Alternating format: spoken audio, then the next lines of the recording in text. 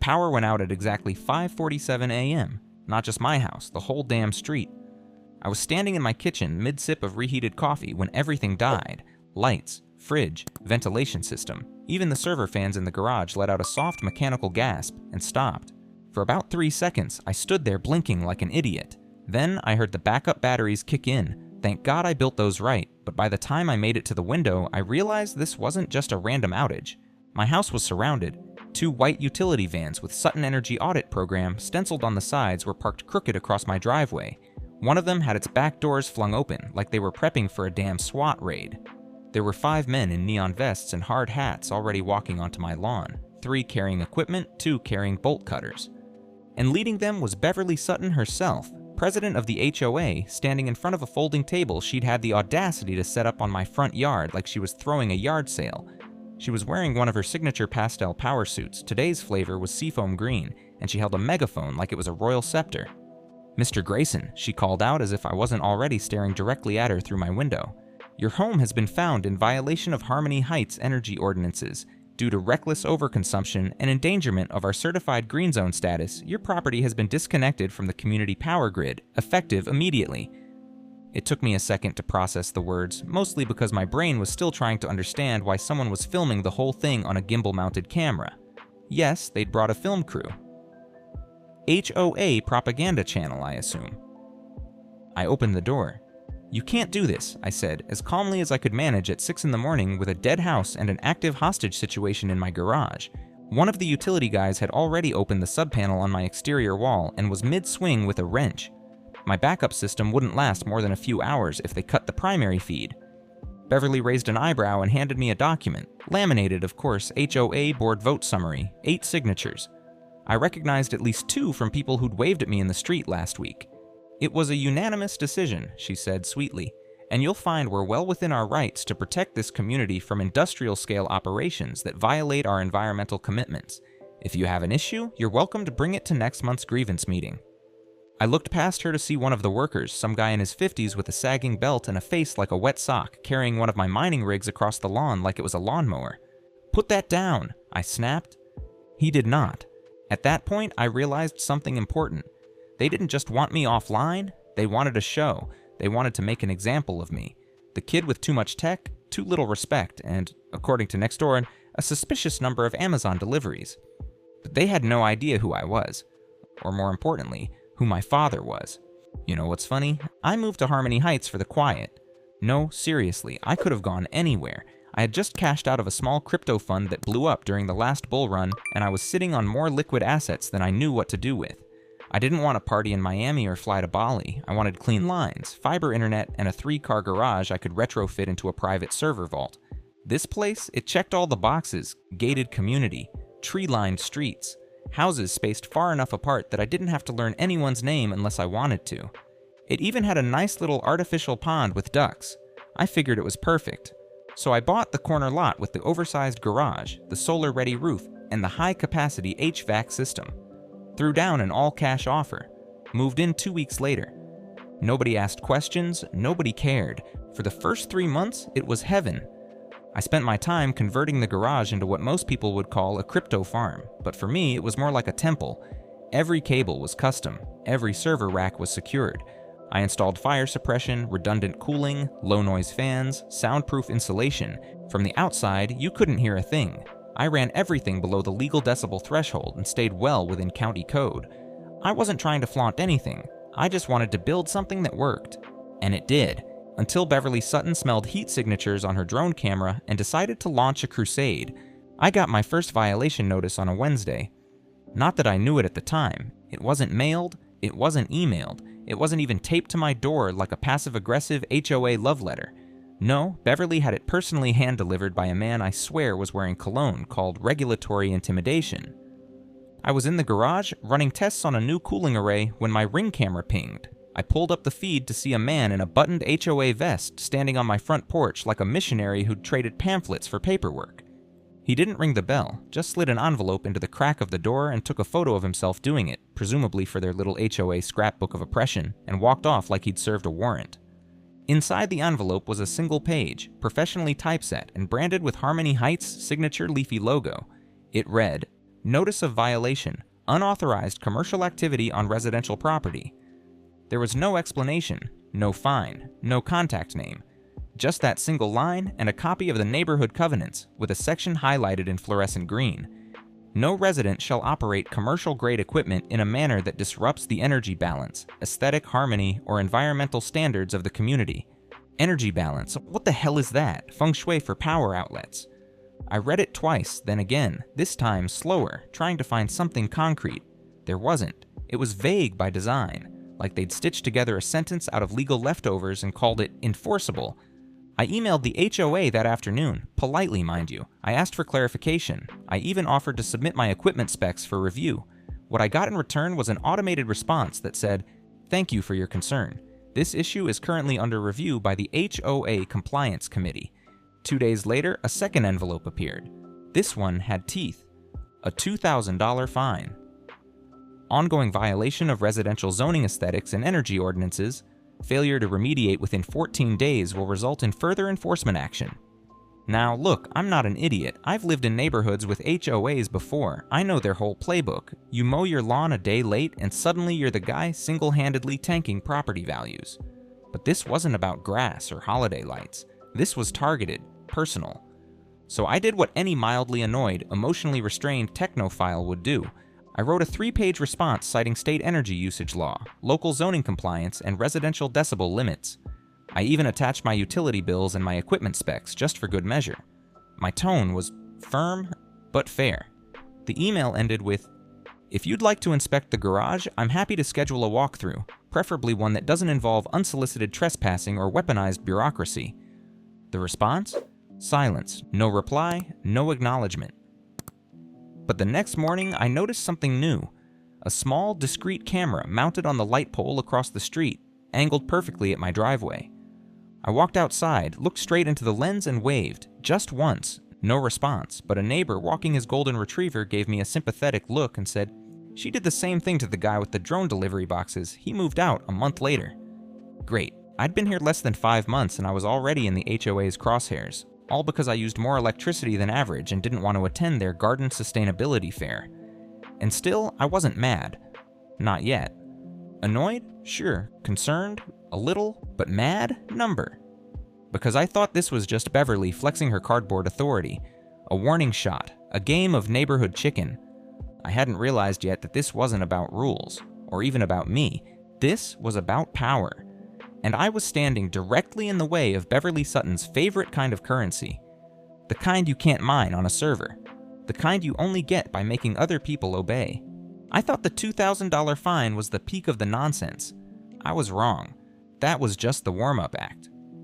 Within a week of receiving that first violation, the HOA went from passive-aggressive to just plain aggressive. It started with the garbage can stunt.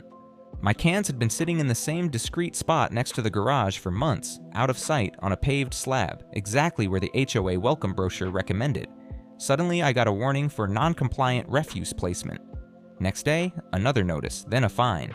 I moved them 6 inches to the left. Fine. 4 inches back? Double fine. It was like playing HOA Battleship with a blindfold on. Then came the landscaping issue. A single weed, literally one, had sprouted next to the fence. One of those scraggly little ones you could blink at and it'd fall over. I got hit with a $500 citation for invasive species. The photo they attached was zoomed in so close I could practically see its pollen count. I laughed at that one at first, then I realized they were serious. The next blow came through my mailbox, a letter, certified no less, from the Energy Harmony Oversight Task Force. Yes, apparently that's a real thing.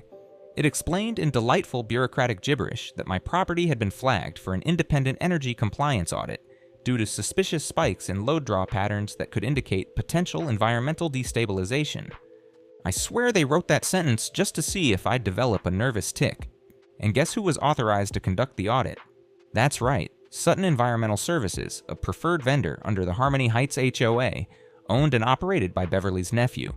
Naturally, they gave me 72 hours to comply. It was escalating faster than I could counter, but I still thought I could ride it out. That was my first real mistake, because then they came for the garage. Not metaphorically, I mean physically. On a Friday morning, I left for a supply run, just an hour, tops. When I got back, there was a county van parked outside, and 3 men in reflective vests walking out of my garage carrying one of my newer rigs. I ran up to them. "Excuse me, what the hell are you doing?" One of them glanced at a clipboard and said, "Code inspection, Order 14C, environmental equipment seizure pending hazardous classification review." I turned to the garage. One of the racks had been tipped over. My backup storage unit was open. Cables were pulled out like someone had gone fishing for copper. "Where's your warrant?" "Talk to your HOA," was all I got before the van pulled away. That's when the panic hit. Inside the garage, I found the worst of it. A thermal regulation node I'd installed myself, partially built from components my brother had helped me salvage years ago, was cracked. It was the last project we ever worked on together before he passed. He wasn't into crypto, but he was a mechanical genius. We built that cooling unit in a dusty Arizona storage unit over the course of 2 Red Bull-fueled weekends. Now it was trash. Bent, split, and dumped sideways like a broken appliance. I sat down right there on the concrete floor, hands in my hair, surrounded by the smell of burning plastic and stale authority. And that's when the fear turned into something sharper. Not rage, not grief, resolve. They didn't just want to stop me from mining, they wanted to erase me from the neighborhood, strip away my dignity piece by piece until I either fled or conformed. And I wasn't going to give them either. The next day, a neighbor I barely knew, middle-aged guy named Alan, caught me at the mailbox. "I saw what happened," he said, voice low. "They did the same thing to the woman 2 streets over. She had a home pottery studio. Beverly claimed the kilns were non-compliant heating equipment. Fined her into moving." I looked at him. Why didn't anyone say anything? He hesitated, then said something that stuck with me. "Because she always wins, and no one wants to be next." I nodded slowly. "Then I guess I'll have to break the streak." I gave them every opportunity to be reasonable. Seriously, I went full adult mode. No snark, no threats, just facts. Because part of me still wanted to believe this was all a misunderstanding. Maybe Beverly really thought I was running some kind of crypto meth lab in my garage and just needed a little education. Maybe I could show her the cooling system, the compliance logs, the decibel charts, and she'd say, "Oh, my bad, Mr. Grayson. Carry on with your legally operated server infrastructure." Spoiler, that didn't happen. My first attempt was a formal appeal. I followed every HOA protocol. Yes, they have an actual appeal procedure, which is basically just a fancier trash can. I drafted a clean, concise letter. Attached full schematics of my electrical system, noise level assessments, and even a notarized third-party inspection proving my setup was within residential limits. I included a detailed explanation of what a crypto miner actually is, just in case Beverly thought I was summoning Satan through GPUs. I hand-delivered the envelope to the HOA Dropbox. 2 days later, I received an email that read, "Dear Mr. Grayson, thank you for your submission. Unfortunately, the Compliance Committee has determined that your appeal lacks sufficient merit to warrant reconsideration at this time." No signatures, no explanation, just corporate brush-off. Fine, I escalated. I reached out to the county zoning office. Nice woman on the phone, sounded sympathetic until I told her which neighborhood I lived in. "Oh," she said, "Harmony Heights." "Yes." "Is this about the HOA?" "Yes." "You're gonna need to talk to the community board. We defer to HOA jurisdiction on internal land use disputes unless there's a public hazard. So if they declare my garage a hazard, I'm just screwed? That's an oversimplification, but yes." Strike 2. Then I filed a request for records from the Energy Audit Company. Public documents. My right. Took me less than an hour to file. I wanted to see who had authorized the seizure of my equipment, what findings they claimed to have, and, just for fun, what exactly constituted hazardous thermal saturation, the term they used to justify ripping open my garage like a piñata. 3 days later, I received a reply from the audit company. It was just 2 lines. "We regret to inform you that all documents related to this inspection are considered proprietary. Please direct future inquiries to the Harmony Heights HOA." Translation: we work for Beverly. So I went to the next HOA open meeting. Yes, I voluntarily attended a suburban HOA meeting. That's how serious I was. They held it in the community clubhouse, one of those faux rustic buildings that smells like printer toner and diet iced tea. Beverly sat at the front, behind a folding table, flanked by her board, which was basically just a lineup of local sycophants in pastel sweaters. I waited until the open comment section, which they graciously allotted 8 whole minutes for. I stepped up to the mic and said, "My name is Aiden Grayson. I live on Willowbend Court. I'd like to formally request an investigation into the illegal seizure and destruction of private property from my garage, as well as a review of the HOA's interpretation of energy ordinances." Beverly smiled that smile. You know, the one dentists use when they say, "This might sting a little."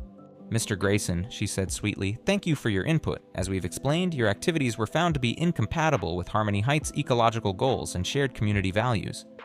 "Shared by whom?" I asked. "By the residents who have built this neighborhood over the past 20 years, she said, still smiling. "Not by people who treat it like a Silicon Valley test lab." There was a little murmur behind me. One guy nodded, another crossed his arms. I felt the room tilt. Beverly leaned forward. "If you'd like to pursue legal action, of course, that is your right. But I must remind you that our charter includes a clause protecting the HOA from liability in cases involving discretionary compliance enforcement." Translation?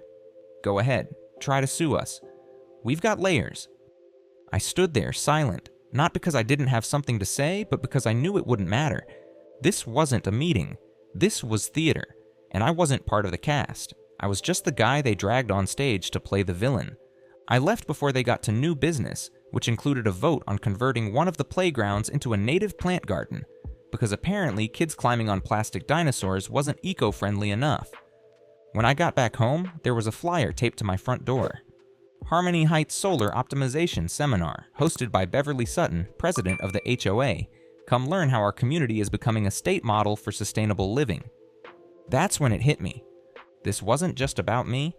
It never was. This was about a bigger game. A scam, probably. A power play, definitely. And if Beverly thought I was just another tech bro with no fight in him, she was about to learn that some of us build systems not just to run, they're built to resist. There's a moment when you're fighting a battle you didn't ask for, where something inside you just clicks. For me, it happened around 2 a.m., 3 days after that HOA meeting, when I was sitting on my living room floor, surrounded by documents, energy usage charts, and an empty pizza box that probably violated someone's community code. I'd gone full conspiracy wall, minus the pushpins and red string. I had public grant records open in one window, drone footage on another, and a half-written code script running through an OCR scan of every newsletter Harmony Heights had published in the last 5 years. And that's when it happened. It wasn't dramatic. No flashing lights or secret folder labeled "Corruption Evidence Do Not Open." It was a PDF, a scanned grant application Beverly had submitted 2 years ago under the Harmony Heights Environmental Renewal Project. It listed a dozen improvements funded by state and federal money. Low-emission street lamps, drought-resistant landscaping, rainwater recovery tanks, solar panel rebates for residents. Except some of them didn't exist. I lived here, I'd walked the streets, no rainwater tanks, no solar grid. Half the houses still had 2006-era roofing. So I dug deeper. The vendors listed in the application? Every single one of them was tied to the same P.O. Box address. That P.O. Box, as it turned out, belonged to a shell company, Sunvera Solutions, LLC. Sounds clean, sounds green, except the registered agent for Sunvera was a name I'd seen before, Gavin Trask. I didn't know who Gavin Trask was, not yet, but I knew where to look. 2 hours later, after skimming through LLC registrations and a few sketchy campaign donations, I found it. Gavin Trask, listed as the managing partner of Sunvera, was Beverly Sutton's nephew, her very well-compensated nephew. According to state records, Sunvera had received over $1.2 million in combined city and federal green development grants, all channeled through Harmony Heights in the last 36 months. That was the moment everything snapped into place. This wasn't about noise, or electrical load, or my rig. It was about protecting a scam. Because if Harmony Heights lost its certified green community status, which required a strict cap on residential energy usage and proof of sustainable upgrades, every single grant Beverly funneled to her nephew's shell company would be audited, and if even half of those upgrades didn't exist, which they didn't, someone would have to explain where the money went. She wasn't just weaponizing the HOA to kick me out. She was using the HOA to cover up federal grant fraud. And my garage? It wasn't a violation. It was a liability. I was the only resident pulling enough power to trigger a red flag in the grid reports. My crypto rigs were pushing us past the energy ceiling required for green certification. Every watt I mined brought her closer to scrutiny. So naturally, her solution was simple: shut me down, silence me, and keep the scam running. I sat there for a long time, staring at the screen. Honestly, I didn't feel triumphant. I felt sick. Because this wasn't just shady neighborhood politics anymore. This was criminal. I leaned back against the wall, pulled up a clean spreadsheet, and did something I hadn't done since college. I built a kill plan. The problem with uncovering a criminal conspiracy is that it makes revenge a lot more complicated. I couldn't just post a screenshot and expect fireworks. This wasn't Reddit. This was federal grant fraud, local racketeering, and what I strongly suspected was some light money laundering, wrapped up in pastel blazers and HOA letterhead. If I made one wrong move, Beverly would spin it. Call me a disgruntled crypto bro with a vendetta. Paint me as the unreliable narrator. And trust me, no one wants to hear the guy mining Bitcoin in his garage whine about ethics. So I had to think smarter, cleaner, systemic. Luckily, that's kind of my thing. Step 1, secure everything. I started by moving all remaining rigs out of my garage and into a backup unit I kept in the industrial part of town. It wasn't ideal for cooling, but it bought me time. Then I wiped every drive in my home system, pulled logs, archived everything, and uploaded copies to a secure cloud repository behind a blockchain-locked authentication gate. Paranoid? Maybe, but I'd seen what Beverly was willing to do to protect her empire. While I was at it, I replaced the cameras around my property with my own.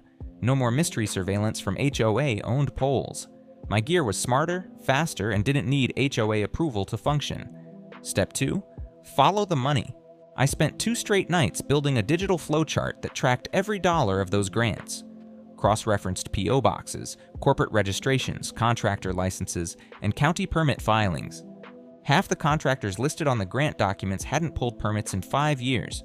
One didn't even have a business license, but my favorite? Sunvera Solutions, the star of Beverly's Green Utopia, had received over $400,000 in landscaping credits for native drought-resistant installations, which, near as I could tell, amounted to a few cactus beds behind the clubhouse and a lawn sign that said, "Think Green." Genius, really. Ugly, but genius. I knew this kind of thing wouldn't be easy to explain to the average suburban homeowner. You say nepotistic grant siphoning, and their eyes glaze over. But you say she stole $1.2 million while fining people for having the wrong trash can. And suddenly, you've got attention. I just needed the right platform. Step 3, build the payload. While Beverly and her HOA goons were busy organizing their solar optimization seminar, still taped to my door every other day, I was coding. I built a simple, elegant website, HOALEAKS.net. Black background, white text, bold, clean layout, easy navigation. Each tab was a weapon, the scam, plain English breakdown of the entire scheme. The money and annotated spreadsheets tracking grant funds to Beverly's Nephew's fake companies. The proof, PDFs of public filings, scraped invoices, even property records. The faces and the headshots of the HOA board with linked bios showing their roles in the green upgrades. But the coup de grace? A short documentary-style video I cut together using drone footage, public hearing clips, and good old-fashioned sarcasm-laced narration. Welcome to Harmony Heights, where the lawns are fake, the grants are real, and the corruption's as thick as the compost mulch we were all billed for but never received. Yeah, I had some fun with it. Step 4, trigger the chain reaction. But I couldn't launch it myself. If it came from me, it'd be too easy for Beverly to spin it as a personal attack. So I reached out to someone who didn't need an introduction. My dad. Now, we're not exactly close, but he's the CEO of Grayson Utilities, one of the largest privately held energy infrastructure firms in the state. The guy lives in suits and settlements. He doesn't get involved unless it's high stakes or high profile. This was both. I sent him a sanitized version of the report. No fluff, just the fraud. I included a note. You said I should do something meaningful with what you taught me. This is me doing that. I'm not asking for favors. I'm asking for amplification. 2 days later, I got a reply. Just 2 words. Handled quietly. Step 5. Set the date. I didn't want Beverly to see it coming. So I timed the website launch for the same morning as her solar optimization seminar. The flyers had gone out. The HOA Facebook page was hyping it up. She'd booked a photographer and even hired a local blogger to document the community's journey to eco-excellence. Perfect, because by the time she stepped up to her podium with a speech about native grasses and carbon neutrality, everyone's phones would be blowing up with links to a site that exposed her as a fraud in high definition. I had the receipts. I had the delivery system, and now, finally, I had the timing. Beverly Sutton was about to learn the same thing my rigs learned every day, and when you push too much power through a fragile system, something's gonna melt. The morning of the solar optimization seminar, the sky was so blue it looked photoshopped. Birds chirped. Sprinklers hissed softly against chemically enhanced lawns. It was the kind of suburban calm that makes you suspicious. Beverly had set up her little eco-fest on the clubhouse lawn, white event tents, green balloons, a folding table lined with community composting guides that no one had asked for. She wore a linen pantsuit and that polished smile she kept in her purse for special occasions. I watched from my living room window, sipping coffee like it was game day beer. Then, at 9:01 a.m., holeaks.net went live, and it spread fast. I'd embedded basic SEO triggers into the site, key phrases like HOA fraud, Harmony Heights scandal, and my personal favorite, where did the grant money go, Beverly? It didn't need to trend nationwide, just needed to trend here. By 9:07 a.m., I got the first ping on my backup server, local traffic exploding. The IPs were mostly mobile, mostly from within a 1-mile radius, which meant people were reading it on their phones, at the event. I opened my window just enough to hear it start. First came the murmurs, then someone said, "Is this real?" Then someone else, "My house was supposed to get solar last year." Then a loud voice, "Hey Beverly, what's this website?" I couldn't see her face from my angle, but I could imagine the exact shade of beige it turned. I'd timed the video to autoplay on the homepage, volume up, autoplay on mobile enabled. The whole crowd got to hear it in surround sound. This is the story of how one woman used a homeowners association to steal over $1 million in public funds, while fining residents for unapproved landscaping and excessive energy enthusiasm. I'd always hated my voice in recordings, but that morning, I sounded like retribution. Within 15 minutes, people were leaving the event, not just drifting off politely, leaving, fast, talking, filming. At 9:28 a.m., I saw Beverly step back from the microphone mid-sentence. She pulled out her phone, started tapping furiously.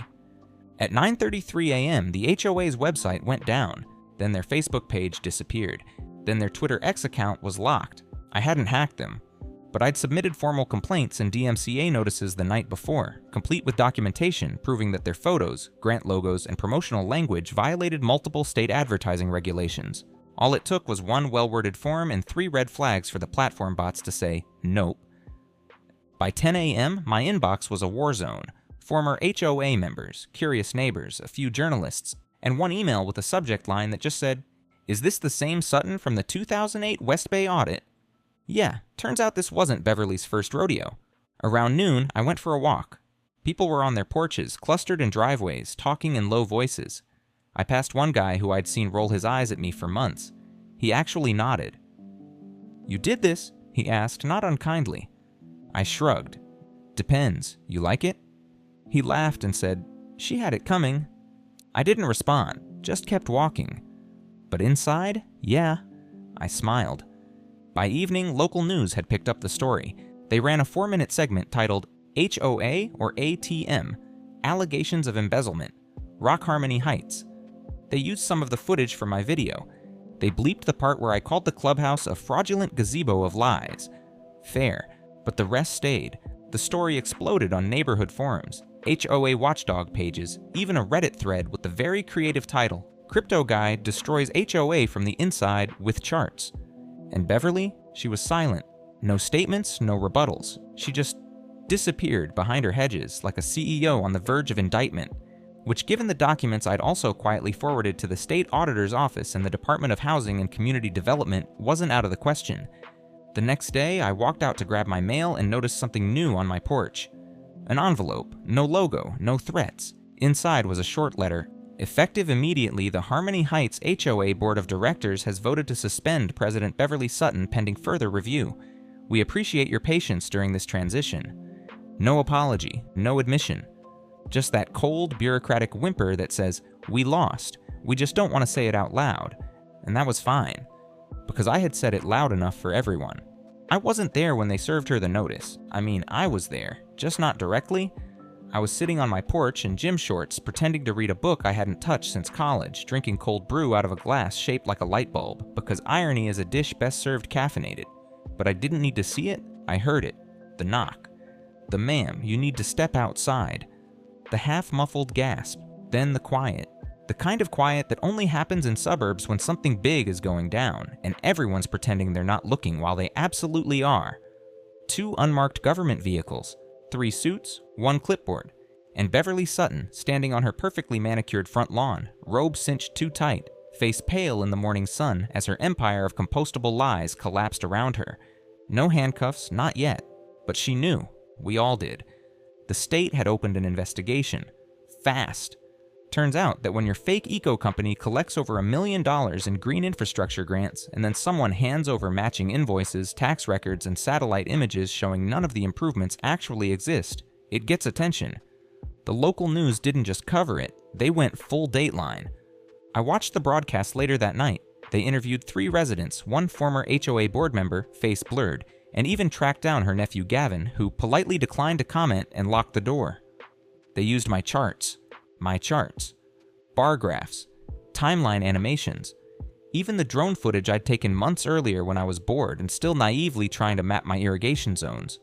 The anchor wrapped it up with, "In a community once hailed as a model for eco-conscious living, questions now loom over who truly benefited from the greening and who paid the price." Spoiler, it was us. We paid the price. The HOA's emergency meeting that weekend was a bloodbath. They held it in the clubhouse again. Same room, same folding tables, but this time no pastries, no iced tea, and no Beverly. People were pissed, like HOA rage, but evolved. Not about shrubs or mailbox heights, real anger, grown-up anger, audit-worthy anger. They shouted. They demanded resignations. Someone brought up recalling the entire board. Someone else said the words class action. One guy pulled out a packet of fines he'd paid over the years, over $9,000 worth, and yelled, "Where did this go?" like it was an offering to the HOA gods. I didn't speak. I didn't need to. The room was doing my job for me. 3 days later, Beverly's house went on the market. Quietly, no listing signs. Just a digital post with private sale inquiries only, and a starting price $150,000 below its last appraisal. Neighbors whispered, no one visited, and then, without fanfare, she left. A moving van came early in the morning, curtains still drawn. I watched from my office window as she climbed into the passenger seat of a dull gray SUV and didn't look back. She didn't say goodbye, didn't leave a letter, didn't even remove the tacky solar-powered flamingos from the side yard. They stayed, fading, blinking, like relics of a forgotten regime. The board installed a temporary president. Meetings started being recorded. A committee was formed to reevaluate grant usage transparency. They called it the Sunshine Project, which, if nothing else, showed someone had a sense of humor. They invited me to join. I said I'd think about it. The best part? A month later, I got a letter from the Department of Energy. It thanked me for my contribution to the integrity of sustainable grant programs and enclosed a certificate I did not hang on my wall because I'm not a psychopath, but I did scan it and post it to the HOA forum with a single caption. Guess I am part of the community now. The garage hums again. Not loud, not angry, just a steady, contented hum, like a cat purring in the sun. It's been 3 months since the fall of Beverly Sutton, and Harmony Heights has gone back to being the kind of neighborhood where the biggest scandal is someone using 2 colors of mulch in the same flower bed. A scandal, for the record, that now earns a polite shrug instead of a certified violation and a $150 fine. I don't get weird looks anymore when I walk to my mailbox. The guy across the street, Alan, I think, even invited me to his 4th of July cookout, which I respectfully declined because I still haven't recovered from the great HOA chili contest of week 4. But I appreciated the gesture. The neighborhood feels lighter, not perfect, but breathable. And me? I rebuilt everything. After the dust settled, I went back into the garage with a new project, rebuilding the cooling rig my brother and I had cobbled together all those years ago. I still had the original casing, even though the internals were fried during the HOA's little inspection. Took some digging, but I found a box of old parts we'd labeled junk probably. Turns out it wasn't junk, just waiting for the right hands. It runs smoother now, quieter. I mounted a small plaque to the side, Grace and Mark, Deuce Rub, built twice, still runs cold. There's something poetic about that. The HOA still exists, technically. The new leadership rebranded, calls themselves the Community Partnership Board now, which sounds like a TED Talk with bad lighting. But they're trying. They host meetings with snacks and actual transparency. One of the board members even asked me if I'd consider consulting on energy efficiency upgrades for the neighborhood. I told her I'd think about it, which is code for no, but said nicely enough to avoid starting another war. I did donate some used solar panels to the elementary school down the street, not for a tax break, just because it felt like the right kind of legacy. Something real, measurable, no drone footage needed. Sometimes I walk past Beverly's old house, it's still empty, for sale sign still there, price slashed 3 times. Nobody wants to buy a scandal, even if the walls are freshly painted and the flamingos are finally gone. I hear her name now and then, whispers about where she moved, what she's doing, whether she'll ever show her face again. but I don't need to know. She taught me a lot, unintentionally.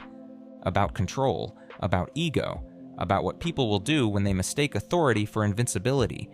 I used to think power came from systems, from technology, from control. Now I think it comes from knowing where to point the light, and being willing to turn it on, even if it blinds a few neighbors in the process.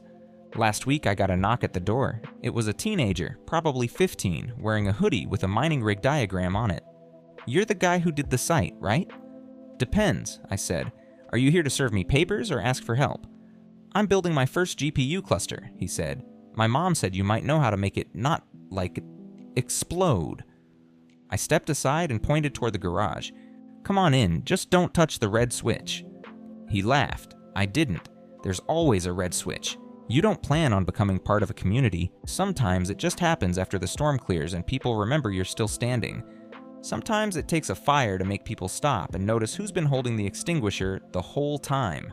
Harmony Heights still has rules, but these days they come with footnotes and a little asterisk at the bottom that says, "Don't mess with the guy in lot 12. He knows things, and more importantly, he keeps the receipts."